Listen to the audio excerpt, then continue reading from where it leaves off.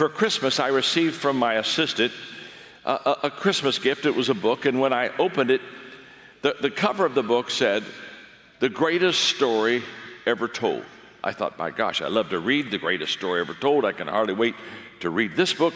And I opened it up, and when I opened up the book, much to my surprise, the pages were blank. And I looked at her and I said, I don't get this. The greatest story ever told, and the pages are blank. And she said, turn to the first page, and I did. And she had written this note to me on the first page. John, your life is before you. You fill these pages with your dreams, with your hopes, with matters of your heart.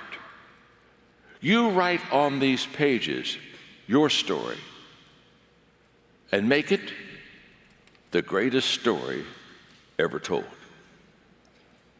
I took that book home, and the next morning I started writing on those blank pages. I've written a lot of books in my life, but this book is the most important book I ever wrote. It was never sold. It's just my book because it has my story. It has my dream.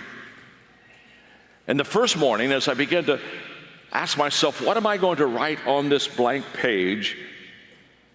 I put the first words on the top page, I want to make a difference. Now, I didn't know what all that meant, but I knew how I felt when I wrote those words. I want to make a difference. And I began to write over the next few weeks on those pages until I filled the entire book out, and I began to write my story. I began to put down in words my dream. A few years ago, I wrote a book called Put Your Dream to the Test.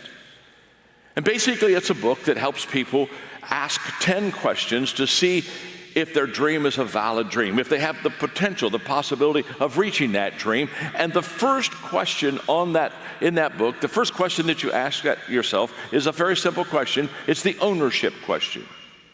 Is my dream really my dream? Because you see, it's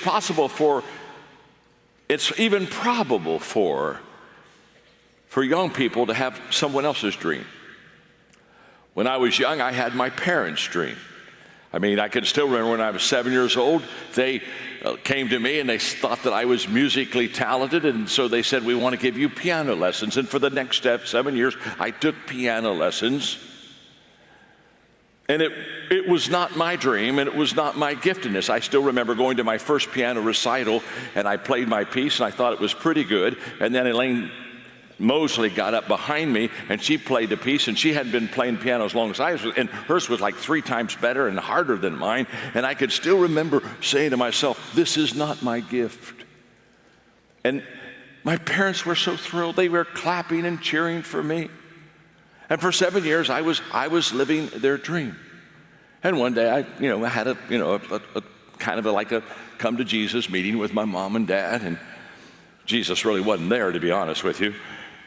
And I just said, this isn't who I am. This isn't my dream. And they were wonderful. They said, hey, okay, go find your dream. But it's possible to have, it's possible to be David with Saul's armor. It's possible to have someone else's dream. But here's what I believe about every one of you here today. I believe every one of you, regardless of where your dream is going to take you and what your dream is, I believe every one of you would truly like to make a positive difference in your life. You would like to make your life count. And I want you to look at your neighbor, the one you're sitting beside right now, and say to them, even you can make a positive difference. Go ahead and tell them that, would you?